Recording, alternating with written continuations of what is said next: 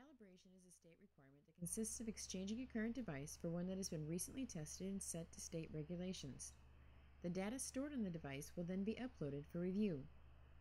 You will be participating in our Direct Exchange program. Your calibration will be shipped to your home address or whatever address you've specified. Simply exchange the units and place the expired handheld back in the box and affix the included return label. Then give the box to your postman within 2 business days to avoid any late fees. Calibrations are generally required once every 30 to 60 days by state regulation. However, in some situations they can be extended for up to 180 days. You can find your next calibration date on each of your work orders or online in My Account.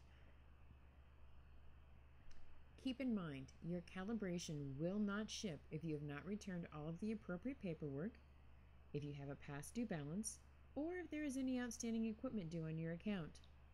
If your calibration can't ship, an alert will appear in My Account to tell you why and how to resolve the situation, so you can receive your calibration as quickly as possible. If your current Intoxalock expires before you receive your calibration, you will not be able to start your vehicle. You will be responsible for any extra associated costs such as towing, mobile services, expedited shipping, or any other expense.